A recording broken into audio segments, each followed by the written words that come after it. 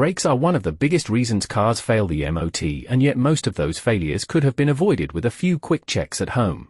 The test doesn't just look at whether the car stops, it measures how evenly it stops, how hard, and whether the handbrake holds on the rollers. Small problems like a sticky caliper or a weak handbrake cable can be enough to turn an advisory into a straight fail. The most common reason for failure is simple wear. Thin pads or scored discs can drop braking efficiency below the legal minimum. You can spot the early signs just by looking through the wheel spokes. If the outer edge of the disc has a deep rusty lip, or you can see the pads down to a few millimeters, it's time to replace them. Light surface rust is normal after rain, but if one side of the disc is clean and the other stays rusty, that usually means a seized caliper. Replacing pads and discs is a straightforward job for anyone confident with tools and a jack, but it's still worth knowing the cost difference. At a main dealer you're usually looking at around £250 to £300 for pads and discs on a small hatchback. An independent garage will be closer to £180 to £200, and if you do it yourself the parts are often around £60 to £80 from Halfords or GSF. Prices vary a lot by area, so a small town garage might be half what a London dealer charges. Fluid leaks and corrosion are another common fail. The tester will check all the brake pipes for rust and the flexi hoses for cracks or wet spots. You can check this yourself by turning the steering full lock and shining a torch at the hoses. Any dampness or bulging means it's time to replace them. Old steel pipes can also corrode where they pass over the fuel tank or rear axle. A garage will charge roughly £150 to replace a section of brake pipe, or up to £300 for a full line. Doing it yourself is possible, but you'll need a flaring tool and the confidence to bleed the system safely, so for most people it's best left to a professional. Brake fluid condition itself is often overlooked. Over time it absorbs moisture, which lowers the boiling point and gives a spongy pedal. You can check the color, it should be a clear amber, not dark brown. Most garages charge about £60 to £80 for a full fluid change. A bottle of DOT for is under a tenner if you do it yourself, but always bleed it properly and dispose of the old fluid responsibly. Handbrake performance is another key part of the M.O.T. The tester measures how well it holds on the rollers and how even the force is between left and right wheels. A weak handbrake is usually caused by a stretched cable or a seized mechanism inside the rear caliper or drum. You can check yours by seeing how many clicks it takes to hold the car on a gentle slope. Anything more than halfway up the lever means it needs adjusting. Adjustment at a garage is usually £40 to £60. Replacing a cable is closer to £100 at an independent, or £180 at a dealer. If you're handy with spanners, a cable kit can be £30 to £40, but rear calipers are fiddly, so go slowly if you're new to it. Now, I learned the hard way that even when you follow the book, things can still go wrong.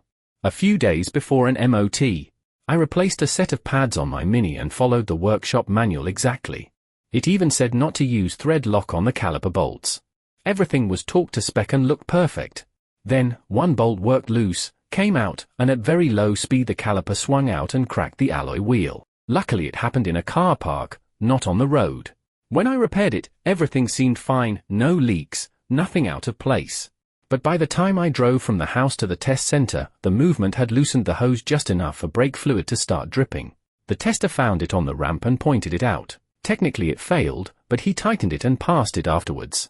That was a proper wake-up call. Ever since, I've used a tiny dab of thread lock on those bolts regardless of what the book says, and I always double-check every line and fitting before sending a car for its test. If you're finding this useful, hit the like button, it really helps the channel reach more people who want to keep their cars on the road. Another issue that often catches people out is brake imbalance. That's when one side of the car brakes harder than the other, usually from a seized slider pin or a sticky piston. It might feel fine on the road but show up instantly on the rollers. The fix is usually to clean and grease the sliders or rebuild the caliper.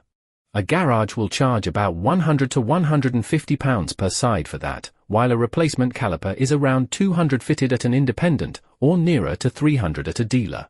A remanufactured caliper for DIY use can be £50 to £80 plus the time to bleed it. Corrosion on the brake discs is another silent fail. Cars that sit unused for a few weeks can develop deep rust pitting that reduces the surface area. The tester might record it as seriously weakened and fail the car even if there's pad material left. The parking brake on electric handbrake systems has its own quirks. If the motor seizes or the control module fails, you'll get a warning light and an automatic fail. Dealers can charge over £500 to replace the motor unit, independents around £300, while used parts online are often £100 or so if you're comfortable swapping them. Before any test, spend 5 minutes checking your brakes. Pump the pedal, it should feel firm, not spongy.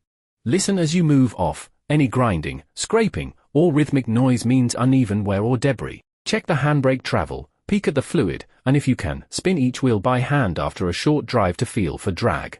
A free spinning wheel is healthy, one that's warm or stiff isn't. And if your car's been sitting for a while, take it for a short drive and use the brakes a few times before the test. It cleans the surface rust off the discs and can make the difference between a pass and a fail. If you like these practical checks that save you a retest, subscribe to the channel. There's a new guide every week. Brakes don't suddenly fail the M.O.T. out of nowhere. It's nearly always a small thing that's been ignored, a sticking slider, a loose bolt, or a cable just a bit too stretched. Take 10 minutes to look before the test, and you'll save yourself the retest fee and maybe a much bigger bill. Next week we'll move on to suspension checks, another big area where simple home tests can prevent a fail. For now, you can watch the previous episode on tyres to see how it all ties together. Thanks for watching, and drive safe.